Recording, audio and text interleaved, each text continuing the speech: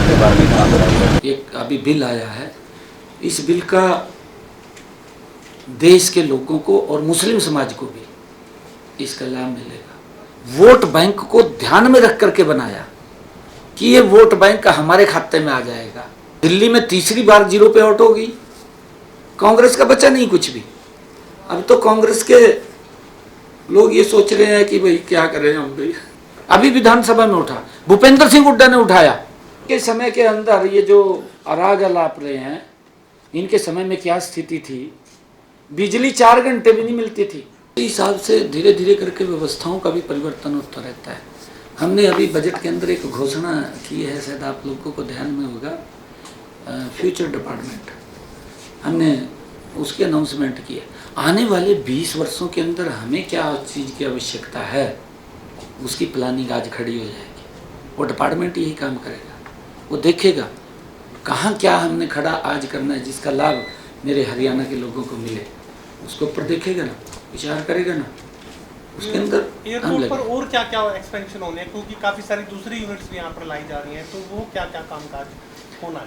नहीं, देखिए बहुत सारे अभी एयरपोर्ट का उद्घाटन आदरणीय प्रधानमंत्री जी के कर कमलों द्वारा हो रहा है। हमारे लिए बड़े सौभाग्य की बात है, हमने तो स्वागत करना चाहिए।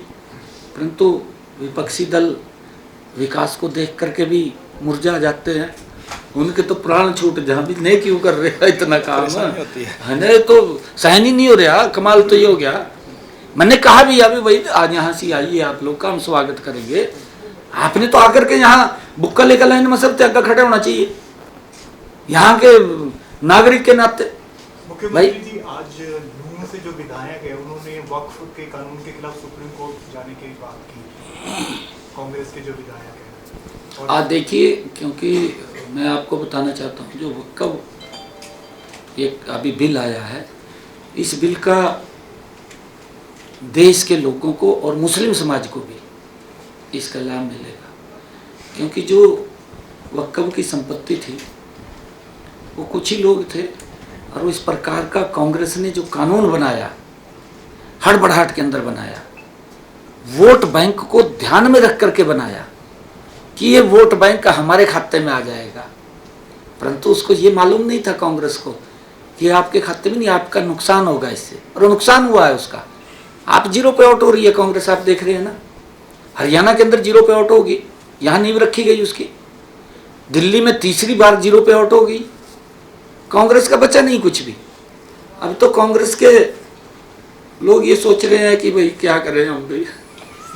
परंतु मैं आपको ये बताना चाहता हूँ, इस वक्फ बिल का मुस्लिम समाज को भी लाभ है, हर व्यक्ति को लाभ है। अभी विधानसभा के अंदर हमने एक कमेटी का भी गठन किया है। एक विषय आया था वक्फ बोर्ड की लैंड थी, 1967 के अंदर वो लैंड श्यामलात दे थी। 1967 के बाद वो 1990 में कोई नोटिफिकेशन होती है, नोटिफिकेशन होकर के उसको वक्फ के नाम कर दिया जाता है। ये तो तथ्य है हमारे यहाँ। अभी विधानसभा में उठा, भूपेंद्र सिंह हुड्डा ने उठाया, भूपेंद्र सिंह हुड्डा ने उठाया कि रोहतक के अंदर वहां के जो बत्रा जी विधायक हैं, यहां तक कहा गया कि ये सरकार का गलत जवाब दे रही है, प्रिविलेज मोशन लेकर के आएंगे, ये बात कही गई। मैंने कहा तो गंभीर मामला है भाई, अगर प्रिविलेज मोशन की बात आ रही है फिर तो गंभीर मामला है। हम उसकी तय में गए तो देखा कि 1976 से पहले वहां पर तालाब भी था, परंतु वो श्यामलात दे थी। परंतु जब वो 1990 के अंदर नोटिफिकेशन हो गया कि वक्फ की लैंड है, उसमें कास्ट दिखाई गई, कोई तालाब नहीं दिखाया गया भी यहाँ कोई तालाब है, वक्फ के नाम कर दी।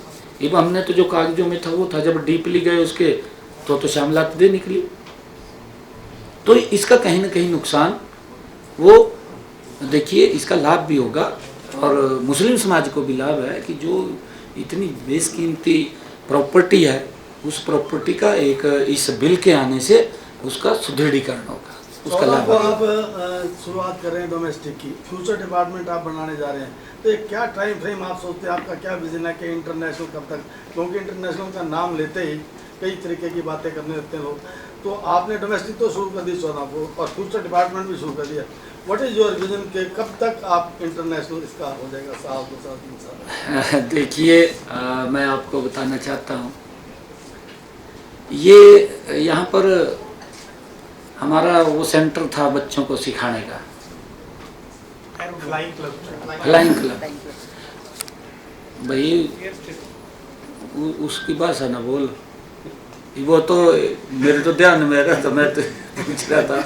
एक आदमी कह रहा, कहा जी वो पानी जो दे दिया ना इसमें तो बिजली तो काट ली, कहा था तो फक्का पानी दे दिया। कहा सेम पोजीशन इसकी है। न्यू कहा जी ये तो एरोड्रम था और अब भी एरोड्रम है। भाई एरोड्रम का मतलब क्या, गूगल पर सर्च कर ले, नहीं पता लग जाता तो। एरोड्रम का मतलब भी हवाई अड्डा, एयरपोर्ट का मतलब भी हवाई अड्डा है। अगर नहीं पता लग रहा तो सर्च कर लेना, पता लग जाएगा।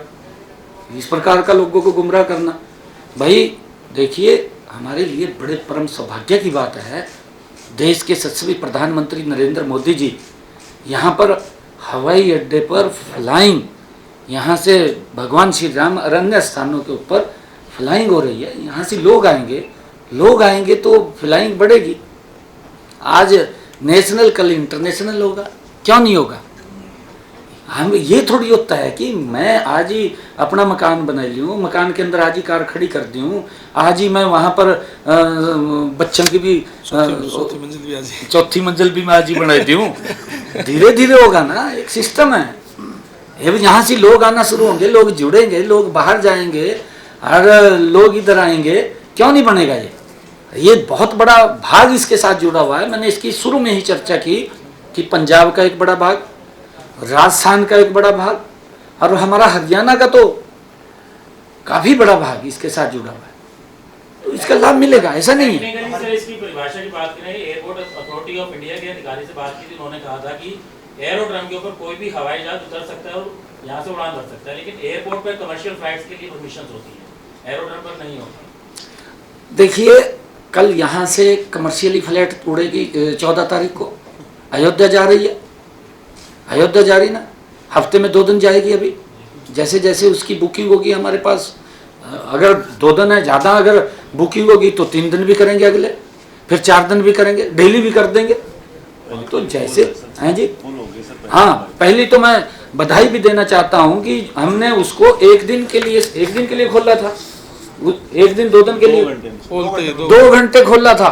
2 घंटे में पूरी की पूरी फ्लाइट ही बुक होगी। ये बता, जब अगर ज्यादा लोग आने वाले होंगे तो क्यों नहीं आएंगे? वो आएंगे ना। वो सुरक्षा को लेकर सवाल उठते हैं क्योंकि पशु अभी भी जो है एयरपोर्ट की बाउंड्री के अंदर है और उसमें सवाल उठाया जा रहा है कि प्रधानमंत्री का भी जहाज उतर चुका है, राष्ट्रपति का भी जहाज उतर चुका है, तो क्या जो अधिकारी हैं जो इसके लिए जिम्मेदार उनके खिलाफ कोई कार्रवाई होगी? मैं क्या कहूँ इसके ऊपर, ये नया एयरपोर्ट है साहब, इसकी बाउंड्री बनी है, कोई छोटा नहीं है।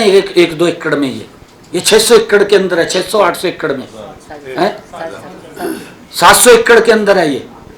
भाई इतनी बड़ी बाउंड्री बनी है और इसके अंदर कोई एक दिन में तो बाउंड्री नहीं बनी, समय भी लगा। जंगल है ये, इसके अंदर 700-750 एकड़ है जमीन, 700-750 एकड़ में कुछ पेड़ भी खड़े हैं, जंगल भी खड़ा है, कोई ना कोई पशु अंदर रह सकता है। निकाल रहे हैं ना अब इसको एक भी पशु इसके अंदर नहीं रहेगा, सबको बाहर करेंगे, क्योंकि ये सुरक्षा की दृष्टि से है। अधिकारी लगे हुए हैं, विभाग के अधिकारी लगे हुए हैं, उनको सुरक्षित स्थान के ऊपर पहुंचाना है। उनको ऐसे थोड़ी कहीं से निकाल देंगे, उनको पकड़ करके कहीं सुरक्षित स्थान पे छोड़ेंगे, उसके लिए काम कर रहे हैं। सीएम साहब सरकार ने एचएमडीए का नोटिफिकेशन किया था, लेकिन आज तक चेयरमैन की नियुक्ति नहीं हुई और स्टाफ की नियुक्ति नहीं हुई है। किस चीज की? HMDA, Haryana metro development metropolitan, तो वो कब तक हो जाएगी? चल रहा है, कितनी गति से काम चल रहा है। आज मैं आपको बताना चाहता हूँ, अगर आदरणीय प्रधानमंत्री जी ने जो विकसित भारत का विकसित हरियाणा 2014 के बाद एक भी डिस्ट्रिक्ट हमारा ऐसा नहीं है जो डिस्ट्रिक्ट 4 लाइनिंग से ना जुड़ा हो। हर डिस्ट्रिक्ट को 4 लाइनिंग से जोड़ दिया। हमारे कई डिस्ट्रिक्ट ऐसे हैं जिनके अंदर 4-4, 5-5 4 लाइनिंग रोड, कोई इधर से आएगा, कोई इधर से 8-8 4 लाइनिंग रोड कोई इधर से आ रहा, कोई उधर से आ रहा। ये कितनी गति से काम, ये इन्हीं 10 वर्षों के अंदर तो है। परंतु हमारे जो विपक्षी साथी हैं, पता नहीं काला चश्मा लगाएगा रखा नहीं दिख रहा, उन्हें तो दिख ही नहीं रहा कुछ भी। मुख्यमंत्री जी, आपने रोडों की बात की। एक 7 किलोमीटर का टुकड़ा है NH9 से NH52 का, किसानों की पेमेंट भी लगभग हो चुकी है, लेकिन बनवा देंगे, कोई बात नहीं, ये छोटी बातें हैं यार। इतना बड़ा आप उद्घाटन करने के लिए आ रहे हैं, हो जाएगा, ये तो घंटे 2 घंटे का काम है, कोई ऐसी बात नहीं। सारे एयरपोर्ट आप तो रन कर रहे हैं, अम्बाला का कब तक शुरू हो जाएगा? उसकी सारी अम्बाला का एयरपोर्ट कब तक रनिंग में आएगा? वहाँ पर सारी आपकी काम पूरे हो चुके हैं? हाँ, उसकी कुछ परमिशनें आनी बाकी हैं, वो आ जाएंगी जल्दी और वो भी चालू होगा। और मैं आपको बताना चाहता हूँ कि आदरणीय प्रधानमंत्री जी ने, अगर मैं विकसित भारत और विकसित हरियाणा की बात कर रहा हूँ, बड़े प्रोजेक्ट्स की बात कर रहा हूँ जो लगभग तैयार हैं।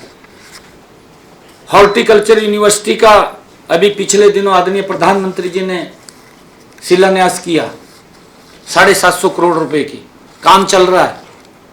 उसी के साथ ही Pandit Deendayal medical college, medical university बन करके तैयार हो गई है, उसका भी जल्दी उद्घाटन होने वाला है। भिवानी के अंदर पंडित नेकीराम मेडिकल कॉलेज बन करके तैयार हो गया, उसका भी उद्घाटन होना है। और हमारे जो कुरुक्षेत्र के अंदर रेलवे एलिवेटेड ट्रैक बन करके तैयार हो गया, उसका भी जल्दी उद्घाटन होना है। दिल्ली से लेकर के माता वैष्णो देवी कटरा जम्मू रोड आपके सामने चालू हो गया, नहीं हो गया? चालू है ना? कांग्रेस वाला नहीं दिखाई देता, तो इतना जरूर दिखाई दे कई लोग। नहीं, मैं बता रहा हूँ, कई लोग जब यार कोई बात आ जा मुंह के ऊपर कर देनी चाहिए। कई लोगों यो दिखाई दे, किसी मंच के ऊपर खड़े हो, 15 मिनट के बाद दूसरे मंच पे आ जाओ। स्पीड है कि नहीं? पूरी स्पीड है ना पूरी। 15 मिनट पहले किसी मंच पर ना, उस रोड पे नहीं, ये दूसरा रोड था। देखिए, जो आपने बात कही है, कांग्रेस के लोग अपने गिरेबान में जा करके देखें, तब वो दूसरे पे उंगली उठाएं। बोलना तो आसान है। मैं देख रहा था भूपेंद्र सिंह हुड्डा, रणदीप सुरजेवाला, इनमें तो वैसे होड़ लगी हुई है, अभिनेता कौन बनेगा उसकी, उन्हें तो हाजिरी लगवानी है, बाकी तो कोई मतलब नहीं है किसी से भी। हमने अपने कार्यकाल में क्या किया क्या नहीं किया, मुझे ध्यान में है भूपेंद्र हुड्डा 2013-14 हरियाणा के मुख्यमंत्री थे। रणदीप सुरजेवाला उसमें कैबिनेट का मंत्री था, मेरे ध्यान नहीं है, शायद बिजली मंत्री भी ना हो, है? बिजली मंत्री था, पता नहीं, चलो परिवहन मंत्री वो भी बिजली से चलती है। परिवहन मंत्री लगा लो या बिजली मंत्री लगा लो, मंत्री तो था वो कैबिनेट में उसमें। मैं उसको थोड़ा सा इनको आईना दिखाना चाहता हूँ, ये जो बात बोल रहे हैं बार बार, इनके समय के अंदर ये जो अराग अलाप रहे हैं, इनके समय में क्या स्थिति थी? बिजली 4 घंटे भी नहीं मिलती थी। देखिए, आप जागरूक पत्रकार हैं, मैं आप लोगों से इस बात के लिए चर्चा करना चाहता हूं कि बिजली की स्थिति क्या थी इनके समय के अंदर। शहर के अंदर कट लगते थे, सारी सारी रात शहर के अंदर लोग गलियों में घूमते रहते थे, लाइट नहीं आती थी, तूफान आ जाता था पाकिस्तान के अंदर, बिजली इशार की कट जाती, ये हालात थे इनके समय में। फिर बिजली यहाँ की कट गई, 15-15 दिन जोड़े नहीं थे उसने, कहा जी तूफान के अंदर तारा गिर गई, ये हालात यही थे ना हालात। कोई मैं वैसी बात नहीं कर रहा हूँ, इनके जो क्रियाकलाप थे मैं उनकी चर्चा कर रहा हूँ। ये जो बात बोल रहे हैं कि यहाँ पर इतना ये था, मैं इनके समय के अंदर बता रहा हूँ। इनके समय के अंदर जो इनकी स्लैब थी बनी हुई, ये आपको भी पता है, आप दिखाना है इनका। हाँ पावर, वो मैं वही कह रहा हूँ, बिजली मंत्री था बिजली मंत्री था ये उसके अंदर। मैं ये उसके समय के बात बता रहा हूँ। इनके समय में इन्होंने स्लैब बना रखी थी 2 किलोवाट तक 25 यूनिट की। ये आप उनको पूछना, सुरजेवाला को भी पूछना, मैं सुरजेवाला साहब को भी कहूँगा, हुड्डा साहब को भी कहूँगा कि जनता के बीच में आकर के जवाब दें। ऐसे मत बोलिए, झूठ मत बोलिए। आप झूठ बोलते हैं सारा दिन, आपके पास झूठ से सिवा कुछ है ही नहीं है। मैं तथ्य लेकर के आया हूँ। इनकी स्लैब थी बनी हुई ये 25 यूनिट की, ये 2014-15 की मैं आपको बता रहा हूँ, 13-14 में 25 यूनिट की इनकी एक स्लैब थी बनी हुई। उस स्लैब का जो लमसम आता था 200 रुपये बिल आता था। अगर कोई व्यक्ति 25 यूनिट खर्च करेगा तो उसका बिल 200 रुपये आता था। ये मैं नहीं, इनके समय की बात कर रहा हूं मैं, जो ये कह रहे हैं कि बिजली के रेट बढ़ा दिए। 50 यूनिट का रेट 200 रुपये आता था इनके समय के अंदर। अगर 100 यूनिट खर्च करता था उसका 378 रुपये आता था इनके समय के अंदर। अगर 150 यूनिट खर्च करता था 603 रुपये खर्च आता था इनके समय में, बिल आता था इतना। और अगर 200 यूनिट खर्च करता था 828 रुपये आता था। और अगर 250 यूनिट खर्च करता था तो 1053 का बिल आता था। इनके समय की बात कर रहा हूं मैं, ये 2013-14। अगर 300 यूनिट खर्च करता था, ये भूपेंद्र सिंह हुड्डा और रणदीप सुरजेवाला जिसमें बिजली मंत्री था उसकी बात कर रहा हूं। लोगों को झूठ बोलना कांग्रेस की फितरत है, झूठ बोलना, परंतु झूठ नहीं चलेगा। अब 300 यूनिट के ऊपर 1316 रुपये का बिल आता था। और मैं बताता हूं अभी 25 यूनिट हमारे समय के अंदर 2025-26 आज की टिल डेट, आज की बात कर रहा हूं मैं, 25 यूनिट का हमारा खर्चा आ रहा है 55 रुपये का बिल आता है। आप देखिए कितना 200 रुपये का इनके समय में आता था, हमारे समय में 55 रुपये का बिल आ रहा। आज की बात कर रहा हूं मैं। अगर कोई परिवार 25 यूनिट खर्च करेगा तो उसका 55 रुपये का बिल आएगा। ये मैं बोल रहा हूं। हमने सुधार किया है, 24 घंटे बिजली देने का काम किया है। हमने हरियाणा प्रदेश के अंदर कितने पावर हाउस बनाए हैं पिछले 10 वर्षों में, कितने फीडर निकले हैं, कितना तारों का सुदृढ़ीकरण हुआ, कितने हमने ट्रांसफार्मर लगाए हैं, ये गिनती नहीं है। इसकी बड़ा मजबूती से काम किया है। और अगर 50 यूनिट हमारे यहाँ खर्च करता है आज के समय के अंदर तो 110 रुपये का बिल आता है। आज की बात कर रहा हूं मैं, टिल डेट आज की, जो ये कह रहे हैं बिल बढ़ा दिया। और अगर 100 यूनिट कोई व्यक्ति खर्च करता है, इनके समय में 378 वो बिल आता था। ये 2013-14 की बात है। आज 25-26 245 रुपये का बिल आता है। और अगर 150 यूनिट खर्च करता है, इनके समय में 603 रुपये का बिल आता था, आज 443 रुपये का बिल आता है। कितना बड़ा अंतर है। ये महंगाई की बात कर रहे हैं, हम 24 घंटे बिजली भी दे रहे हैं। ये 200 यूनिट अगर कोई खर्च करता था, ये रणदीप सुरजेवाला भूपेंद्र सिंह हुड्डा को मालूम है, इनके समय के अंदर 828 रुपये का बिल आता था। लोग इस प्रकार की बात बोलते थे, कहा बिजली तो आमदनी, वही कहा अरे बिल बढ़ का है रहा, कहा बिल ज्यादा है रहा। ये स्थिति थी इनके समय में। और इनके समय के अंदर मैं बताना चाहता हूं 300 यूनिट का बिल 1316 रुपये आता था और हमारे समय के अंदर 1230 रुपये का आता है। आज भी 2025-26 इतना सुदृढ़ीकरण करने के बावजूद भी हमारी सरकार ने बिलों को, लोगों के ऊपर बिलों का भार नहीं डाला है। ये तो झूठ बोल रहे सारा दिन। मैं भूपेंद्र सिंह हुड्डा को ये पूछना चाहता हूं, 2013-14 में इन बिजली कंपनियों के ऊपर, चाहे वो HVVNL थी और चाहे DHVVNL है, कितना इनके ऊपर कर्जा था वो भी स्पष्ट करे। मैंने विधानसभा के अंदर बताया था, विधानसभा के अंदर पूरा मैंने उत्तर दिया था, कितना कर्जा था। हमने उस कर्जे को भी उतारा है और वो अगले साल 2027 के अंदर जीरो हो जाएगा लगभग। ये कर्जा सारा जो इनका कर्जा था वो भी हमने उतारा है, इनका कर्जा उतारा है हमने। बिजली के भाव कम कर रहे हैं हम, बिजली के रेट कम करके दे रहे हैं, 24 घंटे बिजली दे रहे हैं, ये कोई छोटी बात नहीं है। और मैं एक और बात आज आपके लोगों के माध्यम से कहना चाहता हूं, आदरणीय प्रधानमंत्री नरेंद्र मोदी जी ने प्रधानमंत्री हर घर मुफ्त बिजली योजना ये चला रखी है। 15,000 घरों के ऊपर 2 किलोवाट का जिनका कनेक्शन है सोलर पैनल लगा रहे हैं। जिनका 2 किलोवाट का सोलर पैनल लग गया उसका बिजली का बिल जीरो हो गया, कोई बिजली का बिल नहीं आ रहा है।